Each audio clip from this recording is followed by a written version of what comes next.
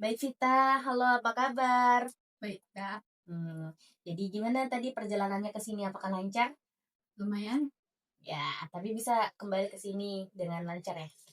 Ya, jadi makasih ya Vita, saya sudah melihat email yang kamu kirimkan tentang masalah yang kamu hadapi sekarang. Jadi di mana kamu sekarang itu sering merasa gugup dan ngeblank pada saat presentasi sehingga kamu merasa rendah diri. Apakah betul? Iya, Kak. Baik, jadi kalau boleh tahu, apakah ini pertama kalinya kamu datang konselor untuk mencari tahu apa yang sebenarnya kamu rasakan? Iya, Kak. Ini untuk pertama kalinya. Oke, jadi di konseling kita memiliki atas kerahasiaan di mana nanti kamu sebagai konseling bisa menceritakan apa saja kepada saya tanpa merasa takut agar rahasia kamu ini tidak tersebar. Begitu pula dengan saya. Jadi saya memegang asas kerahasiaan di mana saya tidak boleh menyebarkan apa saja yang terjadi pada saat konseling ini. Baik. Oke, nah sebelumnya kita bicara tentang waktunya. Nah, kalau waktu kamu bisanya seminggu sekali atau 2 minggu sekali pada jika ingin melakukan konseling? Kayaknya 2 minggu sekali, Kak. 2 minggu sekali pada akhir pekan. Eh, iya, boleh. Ya. Nah, jadi kita akan melakukan konseling 2 minggu sekali selama 30 menit. Apakah Hmm, bisa? bisa. Kalau posisi, apakah kamu sudah nyaman dengan posisi seperti ini? Iya, sudah nyaman. Jadi Vita, bisa nggak kamu ceritain apa yang saat itu kamu rasakan? Oh, jadi gini, Kak. Aku tuh kadang kalau presentasi, itu tuh kayak suka ngeblank, terus deg-degan. Kayak awalnya tuh deg-degan, nervous, terusnya ngeblank. Padahal tuh sebelumnya aku tuh udah nyiapin materinya gitu loh, Kak. Tapi tetap aja karena ngeblank, akhirnya tuh udah biar nggak tahu ngomong apa. Jadi meskipun kamu udah nyiapin diri, semuanya udah disiapin, tapi kadang kalau kamu presentasi, kamu bisa tiba-tiba gugup, ngeblank, dan kamu udah nggak tahu ngomong apa, sehingga kamu ngerasa kamu rendah diri. Iya, Kak, kayak gitu. Jadi kamu takut ekspektasi teman-teman kamu itu tinggi, sedangkan kamu tidak bisa mencapainya ya. Iya, Kak, aku takut banget nanti kayak diomongin di belakang gitu, kayak ih kok gitu ya, gitu, Kak. Hmm,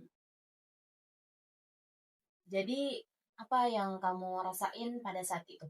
Dalam tubuh kamu kayak mungkin kamu ngerasa tiba-tiba dingin, tiba-tiba. Iya sih, Kak, kadang tuh kayak tiba-tiba dingin terus kayak ngerasa rendah diri, kayak ih aku kok malu-maluin banget ya, masa kayak hal sekecil itu kan aku nggak bisa gitu loh, Kak. Hmm, oke. Nah, jadi dari cerita kamu kita bisa mengartikan kalau kamu ini sangat takut gagal pada saat kamu presentasi. Nah, menurut kamu apa arti sebenarnya dari kegagalan itu? Kegagalan itu kayak ketika aku nggak bisa sesuai dengan ekspektasiku sendiri, kan aku maunya bicara yang lancar tapi pas di depan tuh jadi blank gitu loh, Kak. Nah, terus Hmm. akhirnya aku mengartikan kalau aku tuh gagal. Oh, jadi kamu ini merasa kalau kamu sangat terbebani. Iya. Iya. Dan saat kamu terbebani, kamu merasa gagal. Iya. Oke. Nah, sekarang coba kamu bayangkan apa tujuan kamu saat kamu melakukan presentasi itu.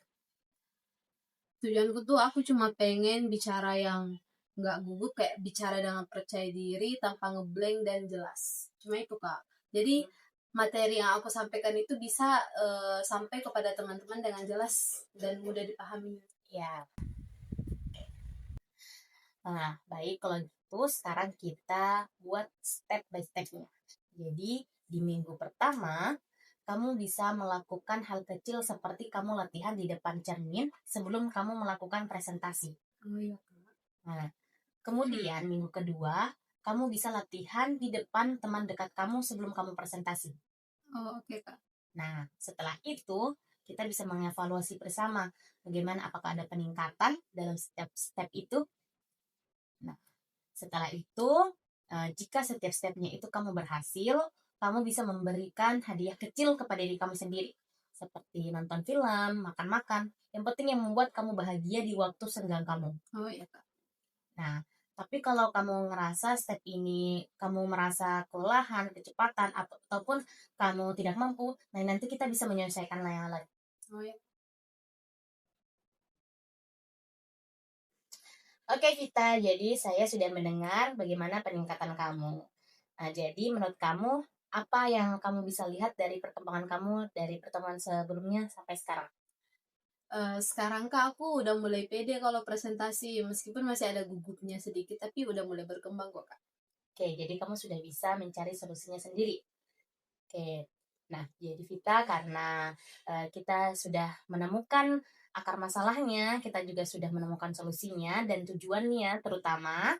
Nah, jadi ini merupakan sesi akhir kita. Loh, udah berakhir, Kak?